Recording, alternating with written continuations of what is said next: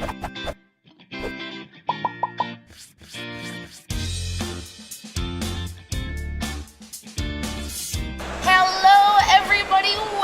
back to Essen. We are in Germany, and I am so excited to be here on Saturday at Active Player Network. You guessed it, it's with you. It's with Danny. Danny from Renegade Game Studios. That's me. Hooray! What have you guys been demoing this show? We have over 12 demo tables. We actually have 2 booths, which is a little bit crazy. Oh my gosh. But they're both doing really well. That's good. Yeah, the most popular thing on our demo tables is what I have here today. Architects of the West Kingdom. Yeah, super exciting. So tell us a little bit about it.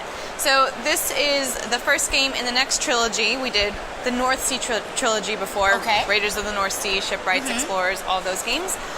This is Architects of the West Kingdom. So the first game is a worker placement, as you might have guessed from all the meeples on the board.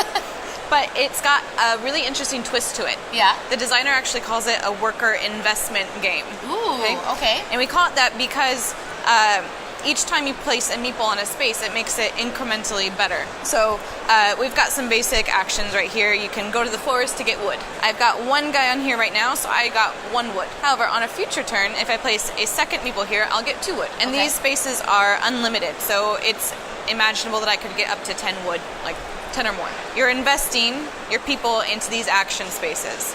However, if on a future turn you're like, I don't like all the wood you just got, you're cutting down way too many trees, it's bad for the environment, you need to stop that, you can take an action, pay a small fine, and then take all of my meeples from that space and put them onto your player board. I know. So, you have to spend another turn to visit the guard tower and actually drop them back off into prison, and they are very sad. Yeah. So it's also a worker punishment game. Worker punishment. Worker imprisonment. So you get paid for that. I'll have to spend one of my actions to go retrieve them, but that's the only way to get them off the board and back into your available pool of workers. So it's basically risking your actions to free up a space and making them have to commit more of their actions to getting their meeples out. Yep, you have to start from scratch then. Yep. I'll place 1 meeple, get 1 wood. So there's that, which is new, interesting. We are architects, so we're going to be spending the most of our strategy on building buildings. Buildings will get you points at the end of the game in the top right corner. They also require several resources and a skill set. So you get a skill set from apprentices. Okay. That's what these characters are. You'll hire them, they'll give you abilities, little bonuses, so you can make long chain combos to make your turns super extra efficient. Okay. When you build, you'll place one of your workers in the guild hall. And these are just retired meeples, they're not dead. Which is how I've been describing it in my demos. This is the timer for the game though. When the guild hall is full, depending on player count, then the game ends, whoever has the most points wins. So when you build, you place a guy here. However, you can also place one of your meeples to take a different action in the cathedral. So the cathedral's right here. You have to pay resources to advance, but the cathedral's a steeple, so it gets narrower as you advance. Yeah. So there's actually only spot for 1 person to go all the way to the top and get those really juicy 20 points. Whenever you advance, you flip over a card that gives you typically some sort of resource and a virtue. So what is a virtue, you may ask? What is a virtue, Danny?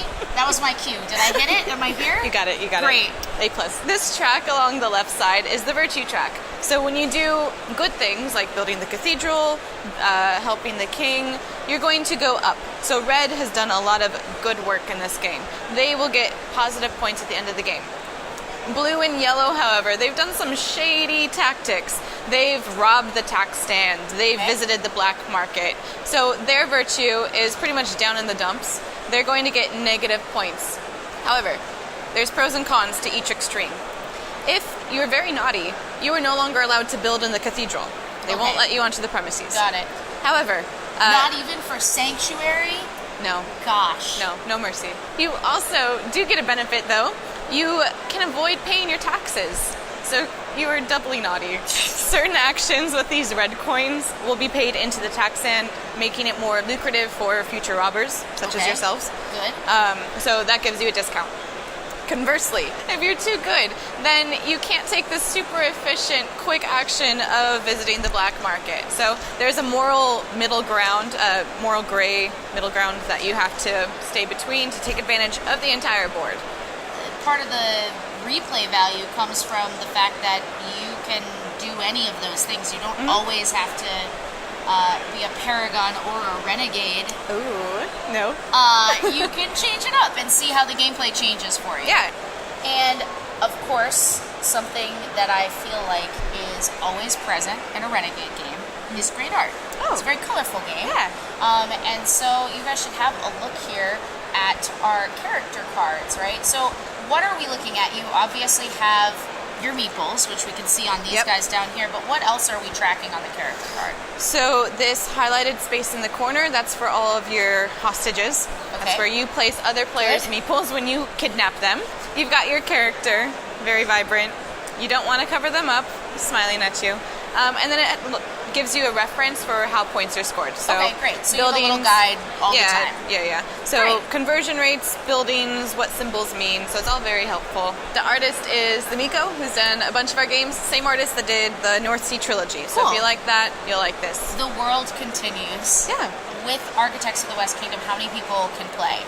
It's 1 to 5. There's actually a solo mode included where the game will steal your workers and fight against you. When you sit down to play this, what is the setup time like, and how long does it take to play? Well, I set this up and mocked up a game in about 10 minutes. Okay. There's baggies for each set of components.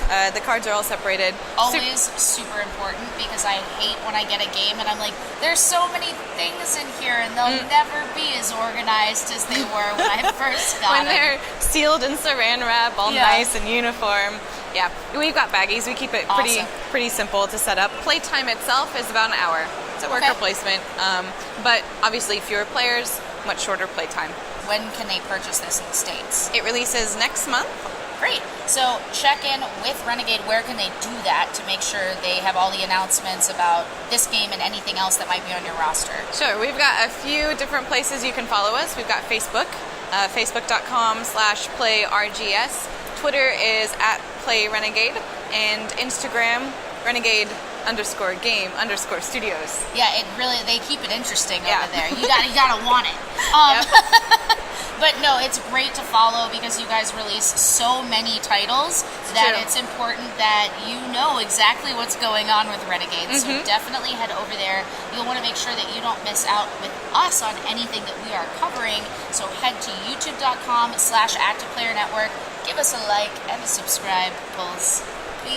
And then go over to Facebook, and we do so many giveaways on Facebook. It's insane. So make sure you're there because you are missing out if you're not. Facebook.com/ActivePlayerNetwork. Make sure you go to YouTube.com/ActivePlayerNetwork because you will find more awesome videos from trade shows, just like this one. You'll find videos from Gen Con where we actually sat down with Danny and talked about Spell Smashers and Gun Kimono.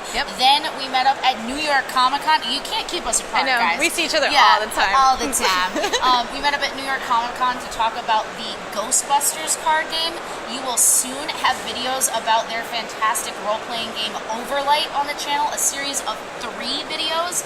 And we will be talking about another game here at Essen. Just So, a few minutes. In just moments. For you, it might be longer. Of course, you'll want to head to Instagram where you can take a peek underneath the lid of these games. We're going to be showing off all of these amazing components so that you can really get a closer look than what we can show you at the table in these videos. So make sure you're there because that'll be completely different content. And of course, we want to chat with you on Twitter. So please hop on there. Go to @ActivePlayer. This one, Go to @ActivePlayerNet, and we will type at each other merrily about games for all time. Well, guys, this has been great. Thanks for watching, and we'll see you next time on APN.